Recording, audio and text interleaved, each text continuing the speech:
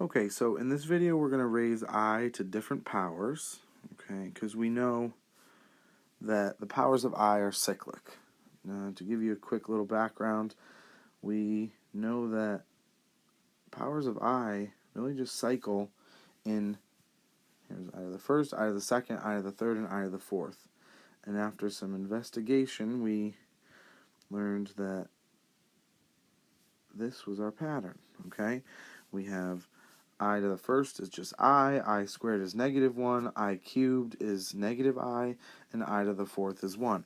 Now, as soon as we go to the I to the fifth power, we cycle back to the beginning and repeat the process again. So, let's look at a couple different ways to see these problems, okay? Let's first take I to the 13th. Now, everyone knows by now that if I take any number, okay, let's say I to the nth power, in order to simplify that, I take n and I divide it by 4. And after some long division, we get a remainder. And that remainder is either going to be 0, 1, 2, or 3. And that represents the corresponding power of I that expression is. Now, yes, divide, of course, because it's great, it's shorthand, but just make sure that you understand why we're doing this, okay?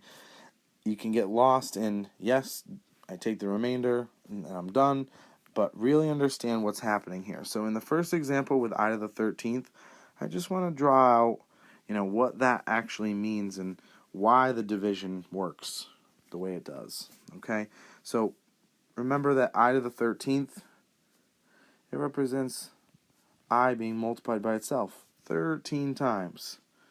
Okay, now let's use this nice little fact here that I to the fourth is equal to 1, because 1 times 1 is just 1. So if we build a repeating chain of 1s being multiplied, we can really get to the root of the expression.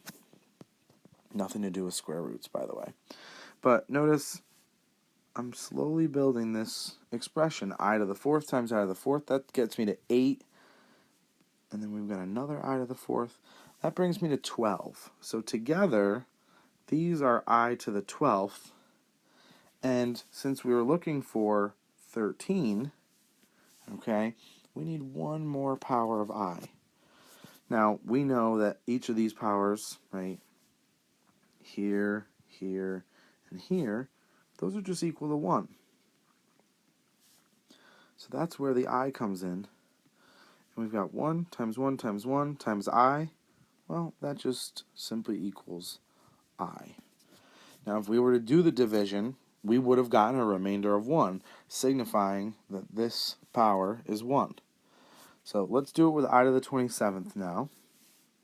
Okay, I to the 27th, and let's use that division algorithm.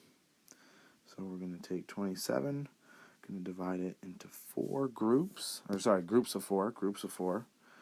And we ask ourselves, how many times does 4 go into 2? Well, it goes 0. So then we have to move over to this digit right here and think, how many times does 4 go into 27? So we've got 16, 20, 24, 28. Oh, we went too far.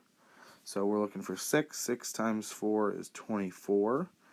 And the remainder is 3. So that tells us that that expression is equal to I cubed, or equivalent to I cubed. And then further simplifying, we know that that's equal to -I. Now, another cool way to look at this, well, this 6 means there would be 6 groups of I to the 4th, and then we'd have I cubed left over. So this, of course, simplifies to 1 to the 6th, which is equal to 1, and hence why we're left with the I cubed. I cubed, again, equals -I. Let's try that last one. What was the power? Okay, 104. So if we have I to the 104th power, we'll look at 104. Okay, divided by 4. Now, just looking at this expression, make sure you're privy to the fact that 104 is equal to 100 plus 4, and we know that that's divisible by 4 and that's divisible by 4. So that's kind of in the tunnel ahead. We know this is going to have a remainder of 1. But anywho, 4 times 2 is going to give us 8. Left with 2, 24, and as we saw in the last problem, 6 times 4 is 24. So the remainder is 0. That indicates that this is equivalent to I to the 4th, and we could also bring it back. Well, I to the 0 is equal to 1, because anything to the 0 power is 1. So that's equal to 1. If we want to go back here, okay, solve this bad boy out, and just write the answers. I hope this doesn't sound loud. This is my first time using this program. I wish I could just kind of erase everything at once. We'll see. But anywho, so please remember I to the 13th, that was equal to 1I, or I to the first power. This was equal to I cubed, which equals negative I, and this was equal to 1. Alright? One more video to go.